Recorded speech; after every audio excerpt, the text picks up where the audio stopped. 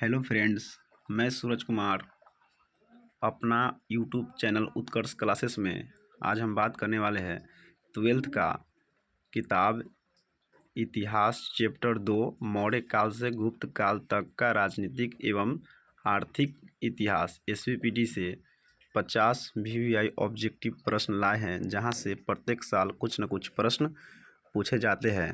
तो आप लोग आशा करते हैं कि स्वस्थ और मस्त होंगे।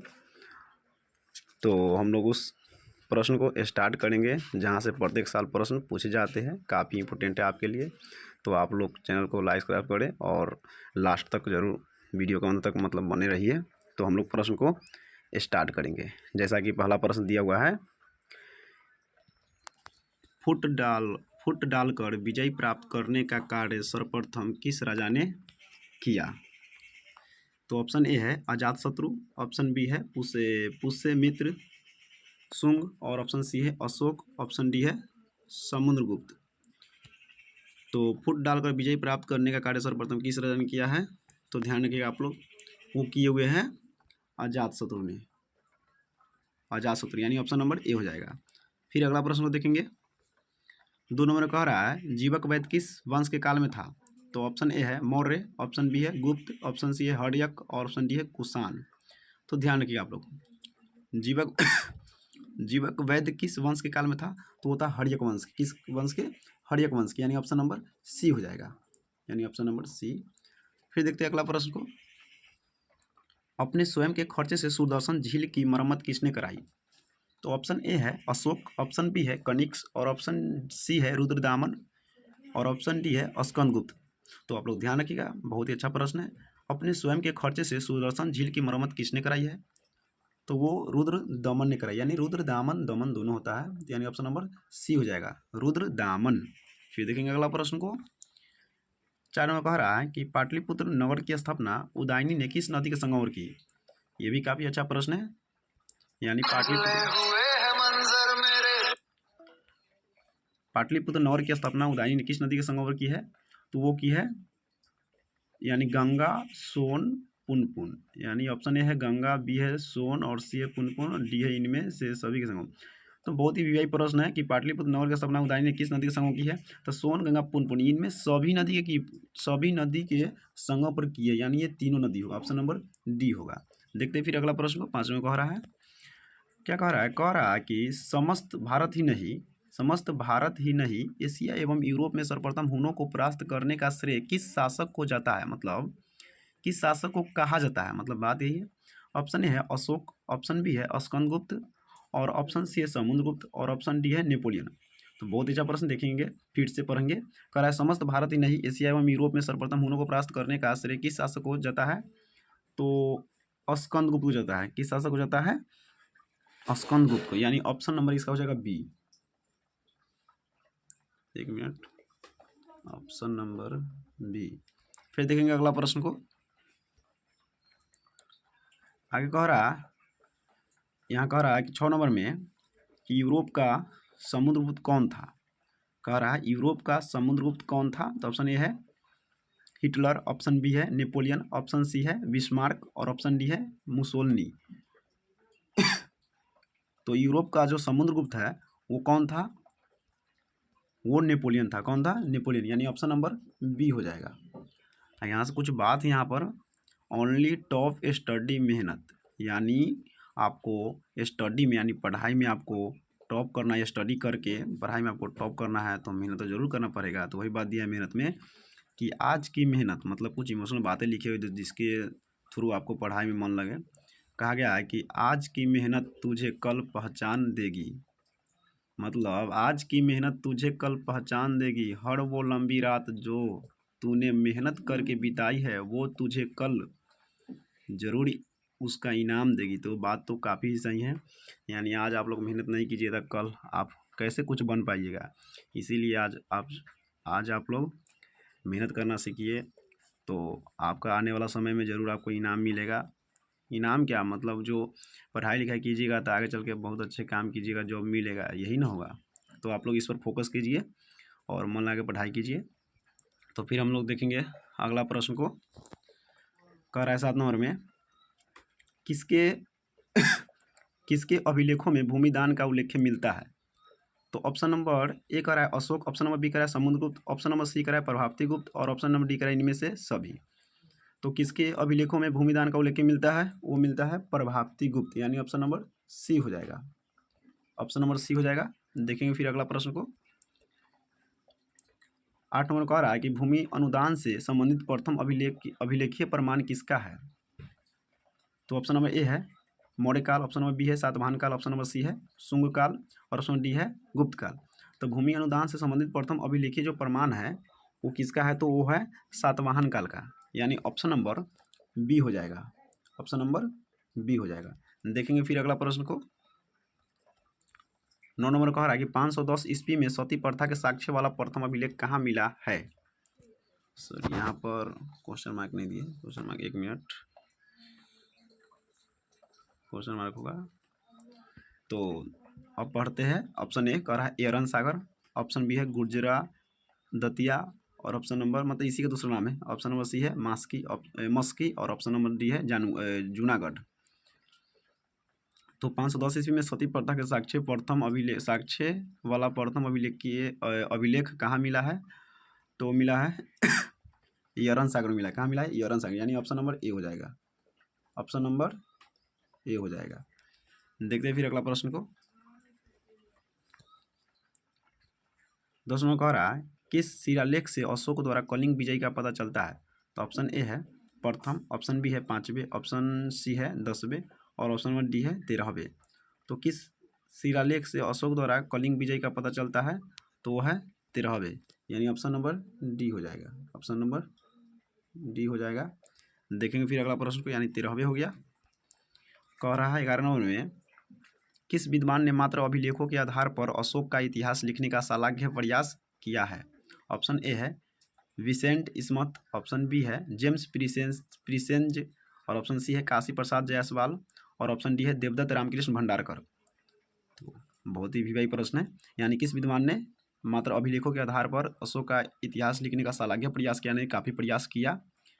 तो देवदत्त रामकृष्ण भंडारकर ने किए थे, यानी ऑप्शन नंबर डी हो जाएगा यहाँ से। ऑप्शन नंबर डी, यानी यहाँ से मार लेंगे, डी हो गया ऑप्शन नंबर देवदत्त रामकृष्ण भंडारकर। आगे देखते हैं।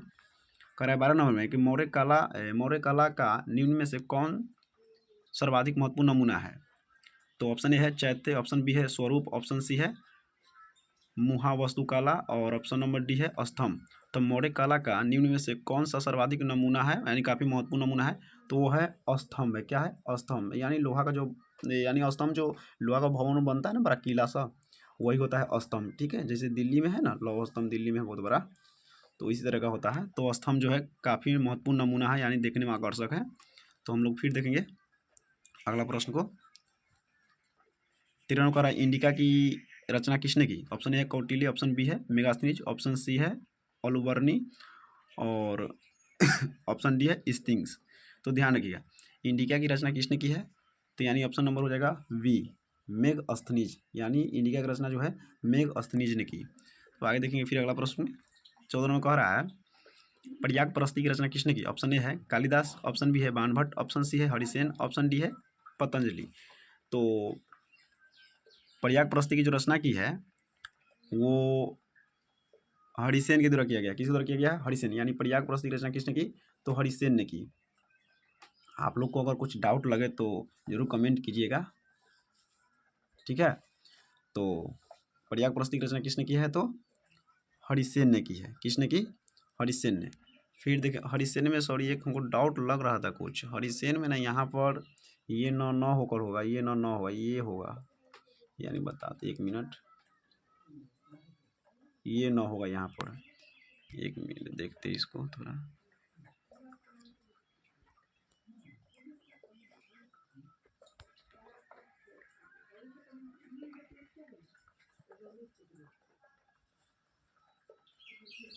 यानी ये न होगा, ये नन की न जो है ये हटेगा और ये न वहाँ पर जाएगा, ठीक है। तो हरिसेन होगा। देखते हैं फिर अगला प्रश्न को आगे, इसको थोड़ा कर लेते हैं, क्या होता है ना।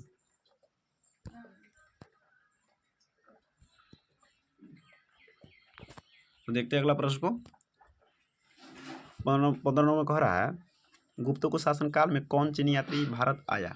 तो ऑप्शन ए है हेनसांग, ऑप्शन बी है फायान, ऑप्शन सी है हिंसतिंग और ऑप्शन नंबर डी है वांग हेसे। तो गुप्तों के शासन काल में कौन चीनी यात्री भारत आया था? तो वो आया था फायान। कौन आया था? फायान, यानी ऑप्शन नंबर बी हो जाएगा। ऑप्शन नंबर क्या हो जाएगा? बी हो जाएगा। तो देखेंगे फिर अगला प्रश्न को।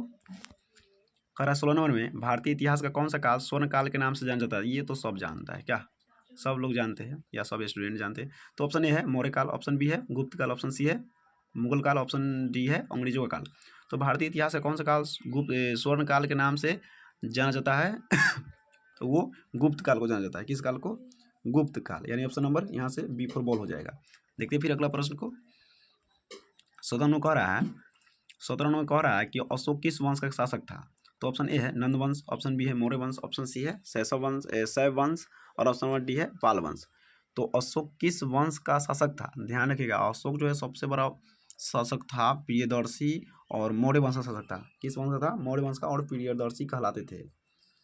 तो फिर देखेंगे आगे प्रश्न, यहाँ से ऑप्शन नंबर बी हो जाएगा, यानी मौर्य वंश। आयकर 18 नंबर में कौटिल्य की कृति है, यानी कौटिल्य की कृति इनमें कौन है चारों में से? तो देखेंगे ऑप्शन नंबर ए है मेघदूत और ऑप्शन नंबर बी है अर्थशास्त्र और ऑप्शन नंबर सी है मालविकाग्नि मित्र और ऑप्शन डी है ऋतुसंहार। तो आप यहाँ से ध्यान एक बात कर लीजिए अभी ही, और ज़िंदगी में कभी भुलाइएगा नहीं। कभी भी अगर रघुवंश कहे, मेघदूत कहे, मालविकाग्नि मित्र कहे, ऋतुसंहार कहे, अभिज्ञान शाकुंतलम कहे, ये पाँचों छः जो है कृति कभी भी कहे, तो ध्यान रखिएगा ये पाँचों छः का जो कृति का जो लेखक है वो है, क्या बोलते हैं उसका नाम थोड़ा सा, हाँ कालिदास। कौन है? कालिदास जी है। तो देखिए यहाँ पर दिया हुआ है ऑप्शन नंबर ए में मेघदूत, ऑप्शन सी में दिया है मालविकाग्नि मित्र, ऑप्शन डी में दिया ऋतुसंहार। तो ये तीनों तो खुद कालिदास का ही है, और भी है। तो यहाँ से तो तीनों तो इसी कट जाएगा। कौटिल्य कृति कौन है? तो एगो बच गया, देखिए अर्थशास्त्र। तो कौटिल्य की जो कृति है वो क्या है? अर्थशास्त्र है, यानी ऑप्शन नंबर यहाँ से क्या हो जाएगा? बी हो जाएगा, यानी कौटिल्य किसकी कृति है? तो अर्थशास्त्र की। और ये भी ध्यान रखिएगा कि कौटिल्य का जो दूसरा नाम है वो है चाणक्य। क्या है? चाणक्य है। समझे ना कि अगर कभी भी मेघदूत कहे, रघुवंश कहे, मालविकाग्नि मित्र कहे, ऋतुसंहार कहे और अभिज्ञान शाकुंतलम कहे, तो ये सब का जो लेखक है वो है कालिदास। ठीक है। और अर्थशास्त्र हो गया कौटिल्य। तो यानी ऑप्शन 18 प्रश्न 18 नंबर कौटिल्य कृति कौन है? तो यहाँ से अर्थशास्त्र, यानी ऑप्शन नंबर बी। चलते हैं आगे फिर, यहाँ थोड़ा सा इंपॉर्टेंट था, कुछ बता दिए। देखते हैं फिर 19 नंबर कह रहा है मेघअस्तिनिज भारत में किसके दरबार में आया? तो ऑप्शन ए है चंद्रगुप्त मौर्य, ऑप्शन बी है बिंदुसार, ऑप्शन सी है अशोक, ऑप्शन डी है पुष्यमित्र। ऑप्शन डी है क्या? पुष्यमित्र। तो देखेंगे मेघअस्तिनिज भारत में किसके दरबार में आए थे? तो आए थे चंद्रगुप्त मौर्य के दौरान। किसके दरबार में? चंद्रगुप्त मौर्य के दौरान, यानी ऑप्शन नंबर ए हो जाएगा। देखेंगे फिर अगला प्रश्न को। कह रहा है 20 नंबर, सॉरी 20 नंबर कहाँ है? अच्छा एक पेज छूट गया था। 20 नंबर देखते हैं। कह रहा है 20 नंबर में समुद्रगुप्त की जानकारी होती है, मतलब समुद्रगुप्त की जानकारी होती है तो वो किससे होती है? तो वही देखेंगे। ऑप्शन ए है मथुरा अभिलेख, ऑप्शन बी है प्रयागप्रस्ती, ऑप्शन सी है बसखड़ा क्या है बसखेरा अभिलेख और ऑप्शन डी है ऐहोल अभिलेख। तो ध्यान रखना है, समुद्रगुप्त की जानकारी होती है वो किससे होती है? तो वो होती है प्रयागप्रस्ती से। किससे होती है? तो वो होती है प्रयागप्रस्ती से होती है। किससे होती है? प्रयागप्रस्ती, यानी ऑप्शन नंबर बी फॉर बॉल हो गया। तो देखते हैं फिर अगला प्रश्न को हम लोग आगे की ओर। 21 नंबर का रहा है पाटलिपुत्र की स्थापना किसने की? तो ऑप्शन ए है बिंबिसार, ऑप्शन बी है उदयन, ऑप्शन सी है अजातशत्रु और ऑप्शन डी है चंद्रगुप्त मौर्य। तो पाटलिपुत्र नगर की स्थापना किसने की है? तो काफ़ी ही बहुत अच्छा प्रश्न, हर साल बोर्ड एग्जाम में पूछे जाते हैं कि पाटलिपुत्र नगर की स्थापना किसने की है। तो आप लोग को ध्यान में रखना बहुत जरूरी होगा कि पाटलिपुत्र नगर की स्थापना जो की है वो किसने की है? तो उदयन ने की है। कौन की है? उदयन। ऑप्शन नंबर बी हो जाएगा। देखेंगे फिर अगला प्रश्न को। 22 नंबर कह रहा है कि नवरत्न किस शासक के दरबार में रहते थे? ऑप्शन ए है अशोक, ऑप्शन बी है कनिष्क, ऑप्शन सी है समुद्रगुप्त, ऑप्शन डी है चंद्रगुप्त विक्रमादित्य। तो काफ़ी अच्छा भी प्रश्न ये भी कि नवरत्न किस शासक के दरबार में रहते थे? तो नवरत्न जो है चंद्रगुप्त विक्रमादित्य के दरबार में रहते थे। किसके दरबार में? चंद्रगुप्त विक्रमादित्य, यानी option number D for dog. देखते हैं फिर अगला प्रश्न को। 23 नंबर कह रहा है अभिज्ञान शाकुंतलम। तो देखिए आप बात को पकड़िएगा जरूर। इससे पीछे बता है कि कभी भी रघुवंश कहे, ऋतु संहार कहे, अभिज्ञान शाकुंतलम कहे, मालविका की मित्र कहे, ये सब बताया है ना पीछे। तो ये सब कभी भी कहेगा ये रचनाकार 6 गो 5 गो, तो हमेशा कौन होगा? एक लेखक कालिदास। पीछे बता है कौन होगा? कालिदास। तो यहाँ से तो इसी कटिया, यानी अभी यहाँ दे ना दिया कि अभिज्ञान शाकुंतलम के रचनाकार कौन है? तो कालिदास है। तो ऑप्शन पढ़ने की कुछ जरूरत ही नहीं बनता है। जब आंसर में मिल गया पहले ही है, तो आगे जाने की क्या जरूरत? यानी ऑप्शन नंबर यहाँ से ए हो जाएगा। ऑप्शन नंबर ए, यानी अभिज्ञान शाकुंतलम के रचनाकार कौन है? तो कालिदास। और पूछा जाता है ये प्रश्न, ध्यान रखिएगा, महान योद्धा थे। देखते फिर अगला प्रश्न को। कह रहा है प्रयाग, 24 नंबर कह रहा है कि प्रयाग परस्ती का संबंध किस गुप्त शासक से है? तो ऑप्शन ए है समुद्रगुप्त, सॉरी चंद्रगुप्त है, और ऑप्शन बी है समुद्रगुप्त, ऑप्शन सी है स्कंदगुप्त, ऑप्शन डी है चंद्रगुप्त विक्रमादित्य। तो प्रयाग परस्ती का जो संबंध है वो किस गुप्त शासक से है? तो किस गुप्त शासक से है? यानी प्रयाग परस्ती का संबंध जो है किस गुप्त शासक से है? तो वो है समुद्रगुप्त से। किससे? समुद्रगुप्त, यानी ऑप्शन नंबर बी हो जाएगा। देखेंगे फिर अगला प्रश्न को। 25 नंबर कह रहा है कि प्राचीन भारत में अभिलेख की शुरुआत किस शासक ने की? ऑप्शन ए है चंद्रगुप्त मौर्य, ऑप्शन बी है अशोक, ऑप्शन सी है चंद्रगुप्त, और ऑप्शन नंबर बी है समुद्रगुप्त। तो ध्यान रखिएगा ये काफ़ी वीवीआई प्रश्न, ये तो बीपीएससी में पूछे जाने वाला प्रश्न है। उस तरह का प्रश्न देखिए, ये कह रहा है कि प्राचीन भारत में अभिलेख की शुरुआत किस शासक ने की। यानी बात बहुत ही काफ़ी यहाँ पकड़ने वाली है कि प्राचीन भारत में अभिलेख की शुरुआत किस शासक ने की, यानी उस शासक किए थे उसका नाम क्या है वही बताना है। तो ये तो काफ़ी इंपोर्टेंट प्रश्न है, बीपीएससी में पूछने वाला प्रश्न है। तो यहाँ से ऑप्शन नंबर हो जाएगा, ऑप्शन नंबर हो जाएगा बी हो जाएगा, यानी ऑप्शन नंबर बी अशोक हो जाएगा। कौन हो जाएगा? अशोक। यानी प्राचीन भारत में अभिलेख की शुरुआत किस शासन की? तो अशोक ने की। देखेंगे फिर अगला प्रश्न को। अगला नंबर में कह रहा है 26 नंबर में कि किस शासक को प्रियदर्शी कहा गया? तो ऑप्शन नंबर ए है अशोक, ऑप्शन नंबर बी है समुद्रगुप्त, और ऑप्शन नंबर डी है चंद्रगुप्त, और ऑप्शन नंबर डी है बिंदुसार। तो किस शासक को प्रियदर्शी कहा गया है? तो अशोक को कहा गया। जैसा कि पीछे बताया भी है कि प्रियदर्शी शासक कहा जाता है अशोक को, और मौर्य वंश के संस्थापक ये भी मौर्य वंश के मतलब मानने वाले थे। तो ऑप्शन नंबर यहाँ से ए हो जाएगा। देखेंगे फिर अगला प्रश्न को 27 नंबर में, सॉरी 27 नंबर कहाँ गया? अच्छा यहाँ पर है, एक पेज छूट गया नहीं। तो देखते हैं 28 नंबर में, 27 नंबर में ये क्या? अच्छा 27 नंबर छूट गया। अच्छा चलिए कोई बात नहीं है, नंबर से कोई प्रश्न रहना चाहिए, बेहद जरूरी होता है प्रश्न क्या। तो देखते हैं हम लोग, कह रहा है 28 नंबर में कह रहा है, 28 नंबर क्या कह रहा है? तो पतंजलि के महाभाष्य से किसकी जानकारी मिलती है? ऑप्शन नंबर ए है मौर्य काल की, ऑप्शन बी है गुप्त काल की, ऑप्शन सी है कुषाण काल की, ऑप्शन नंबर डी है इनमें सभी की। तो पतंजलि के महाभाष्य से किसकी जानकारी मिलती है? तो वो ध्यान रखिएगा, वो मिलती है मौर्य काल की, यानी ऑप्शन नंबर ए हो जाएगा। Option number A. देखते हैं फिर अगला प्रश्न को। 29 में कह रहा है कि धम्म महापत्रों को किसने नियुक्त किया? तो ऑप्शन ए है चंद्रगुप्त मौर्य, ऑप्शन बी है अशोक, ऑप्शन सी है कनिष्क, और ऑप्शन नंबर डी है बिंदुसार। तो धम्म महापत्र को किसने नियुक्त किया है? तो किसने किया है? अशोक ने। किसने किया है? अशोक ने, यानी ऑप्शन नंबर बी हो जाएगा। देखते हैं फिर अगला प्रश्न को आगे की ओर। 30 नंबर में कह रहा है, 30 नंबर कह रहा है अर्थशास्त्र एवं इंडिका से किस राजवंश के बारे में जानकारी मिलती है? तो ऑप्शन ए है मौर्य, ऑप्शन बी है गुप्त, ऑप्शन सी है कुषाण, ऑप्शन डी है सातवाहन। तो अर्थशास्त्र एवं इंडिका से किस राजवंश के बारे में जानकारी मिलती है? तो मिलती है मौर्य वंश के बारे में। किसके वंश के बारे में? मौर्य वंश, यानी ऑप्शन नंबर ए हो जाएगा। देखते हैं फिर अगला प्रश्न को। 21 में कह रहा है एलोरा में कैलाश मंदिर किस राजवंश ने निर्मित कराया? ऑप्शन ए है चोल, ऑप्शन बी है पल्लव, ऑप्शन सी है चालुक्य, ऑप्शन डी है राष्ट्रकूट। तो एलोरा में कैलाश मंदिर का जो निर्माण करवाया वो किस राजा द्वारा करवाया गया है? वो करवाया राष्ट्रकूटों को द्वारा, जो दक्षिण भारत के थे, मैंने बहुत बड़े राष्ट्रकूट थे। इन्होंने क्या बोलते हैं, देवनागरी लिपि जो है नंदीनागरी, उसका भी खोज किए थे ये लोग। तो देखते हैं फिर अगला प्रश्न को। कह रहा है 32 नंबर में 16 महाजन पदों में सबसे शक्तिशाली महाजन पद कौन है?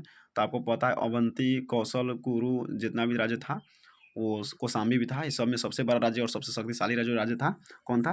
मगध था। कौन था? मगध। ऑप्शन नंबर ए हो जाएगा। देखते फिर अगला प्रश्न को। 33 नंबर तो काफ़ी इंपॉर्टेंट प्रश्न है, यानी पुराणों की संख्या कितनी है? तो 16 ऑप्शन ए है, 16 ऑप्शन बी है, 18 ऑप्शन सी है, 20 ऑप्शन डी है, 19। तो पुराणों की संख्या कितनी है? 18, यानी ऑप्शन नंबर यहाँ से ए हो जाएगा। क्या हो जाएगा? ऑप्शन नंबर ए हो जाएगा। आप ध्यान रखिएगा, ठीक है, कि अगर कभी भी कहे कि वेद कितने हैं तो वेद 4 है, ठीक है, वेद 4। और कभी कहे कि वेदांग कितने हैं तो वेदांग 6। और पूछे कि अंग कितने हैं तो बताइएगा अंग है 12। और कहेगा उपांग कितने हैं तो उपांग भी है 12। और कहेगा अष्टांगिक मार्ग कितने हैं तो वो है 8। और पुराण कहे तो 18। और उपनिषद कहे तो 108। ध्यान रखिएगा, काफ़ी इंपॉर्टेंट प्रश्न है। तो देखते हैं फिर अगला प्रश्न को। 34 में कह रहा है कि अर्थशास्त्र के लेखक कौन है? तो अर्थशास्त्र के लेखक ऑप्शन ए है वाल्मीकि, ऑप्शन बी है मनु, ऑप्शन सी है कौटिल्य, ऑप्शन डी है वेद व्यास। तो अर्थशास्त्र के लेखक कौन है वो ध्यान रखिएगा। अर्थशास्त्र के लेखक है कौटिल्य। कौटिल्य न रहेगा तो चाणक्य रहेगा, ठीक है, तो यानी ऑप्शन नंबर सी हो जाएगा। कौटिल्य रहेगा या चाणक्य रहेगा, दोनों में से कोई रहेगा हो जाएगा, या दोनों रहेगा तो दोनों होगा, ठीक है। तो हम लोग देखेंगे 35 नंबर प्रश्न में। थोड़ा सा यहाँ से हम लोग प्रश्न को जल्दी कर लेते हैं, यहाँ पर थोड़ा बजरा डिस्टर्ब कर रहा है प्रश्न बनाने में। 35 नंबर कह रहा है कि वज्जी को सामाजिक ग्रंथों में क्या कहा गया है? ऑप्शन ए है गण संघ, ऑप्शन बी है गणतंत्र, ऑप्शन सी है राजतंत्र, ऑप्शन डी इनमें से सभी। तो वज्जी को सामाजिक ग्रंथों में क्या कहा गया है? वो कहा गया है गणतंत्र। क्या कहा गया है? गणतंत्र, यानी ऑप्शन नंबर क्या हो जाएगा? बी हो जाएगा। तो देखते हैं फिर अगला प्रश्न को हम लोग।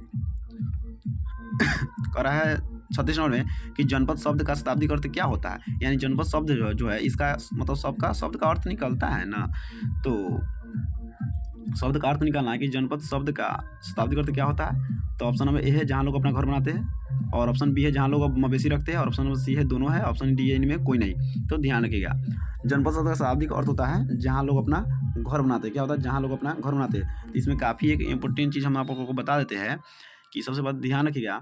और कभी कहे कि कबीला से बड़ा क्या है तो कबीला से बड़ा जौन है। कहे कभी कि जनपद जौन से बड़ा क्या है तो कबीला से बड़ा जौन, और जौन से बड़ा होता है जनपद, और जनपद से बड़ा होता है महाजनपद। तो आप लोग इसको ध्यान रखिएगा। तो फिर देखेंगे हम लोग अगला प्रश्न को। 37 में कह रहा है कि पंच चिन्ह वाले सिक्के बने होते थे। तो ऑप्शन ए है सोने के, ऑप्शन बी है चांदी के, ऑप्शन सी है तांबे के, ऑप्शन डी है दोनों, यानी बी और सी दोनों। यानी तो हम लोग ध्यान रखना है कि पंच चिन्ह वाले जो सिक्के बने होते थे वो चांदी और तांबे के बने होते थे, यानी ऑप्शन नंबर यहाँ से हो जाएगा डी हो जाएगा, यानी चांदी और तांबे, बी और सी दोनों।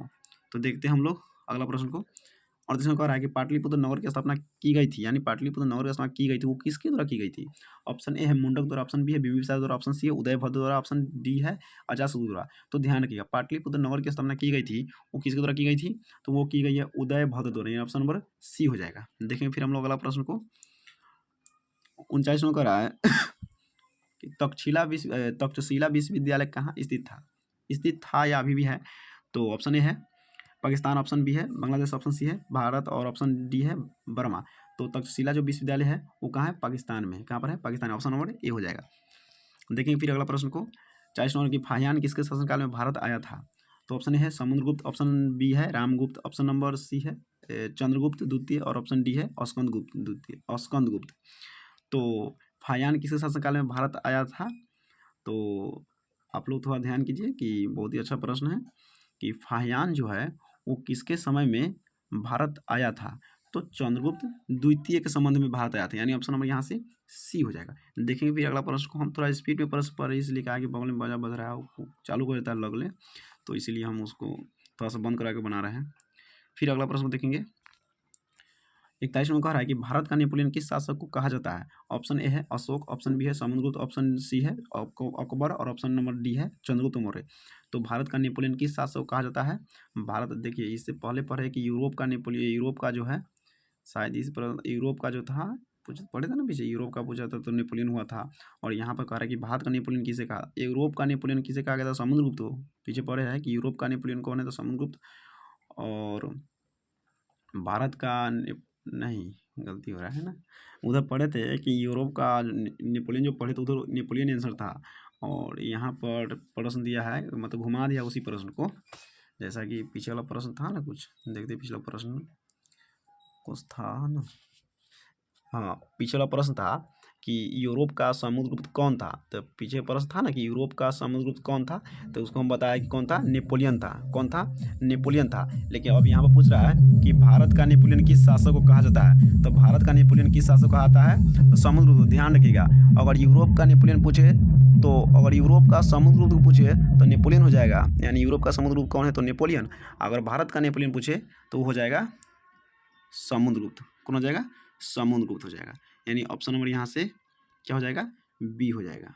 क्या हो जाएगा, भारत का नेपोलियन कौन है, तो समुद्रगुप्त है। देखेंगे फिर अगला प्रश्न को। 42 में कह रहा है कि कनिष्क का राज्यारोहण कब हुआ था। कनिष्क का राज्यारोहण कब हुआ था, तो बिना ऑप्शन पढ़े हम लोग इसका आंसर चॉइस कर लेते हैं। कह रहा है कनिष्क का राज्यारोहण कब हुआ था, तो ऑप्शन नंबर बी हो जाएगा, यानी 78वें ईस्वी पूर्व में हुआ था। 78वें ईस्वी यानी बी नंबर हो जाएगा। देखते हैं फिर अगला प्रश्न को। ऑप्शन अब हम नहीं पढ़ेंगे, ठीक है, क्या है कि बज रहा है बगल में, ब्रांड डिस्टर्ब होता है, तो डायरेक्ट आंसर पढ़ते हैं। कह रहा है 43 नंबर कि शुंग वंश का शासक कौन था। तो शुंग वंश का शासक कौन था, पुष्यमित्र था। कौन था, पुष्यमित्र, यानी ऑप्शन नंबर ए हो जाएगा। फिर देखेंगे अगला प्रश्न को। कह रहा है कुषाण वंश के शासक कौन थे। तो कुषाण वंश के शासक कौन थे, वो थे कनिष्क थे, यानी ऑप्शन नंबर ए हो जाएगा। देखेंगे फिर अगला प्रश्न को। 45 नंबर में कि हर्यक वंश का संस्थापक कौन था। तो हर्यक वंश का संस्थापक कौन था, वो था अजातशत्रु, यानी ऑप्शन नंबर ए हो जाएगा। फिर देखेंगे अगला प्रश्न को।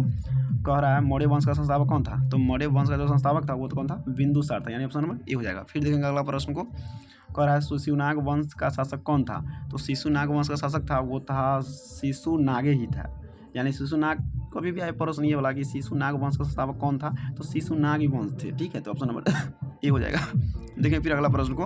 48 में कह रहा है कि नंद वंश का संस्थापक कौन था। तो नंद वंश का संस्थापक था, वो था महापदम नंद, यानी ऑप्शन नंबर ए हो जाएगा। देखेंगे फिर अगला प्रश्न को। 49 में कह रहा है कि गुप्त वंश का शासक कौन था।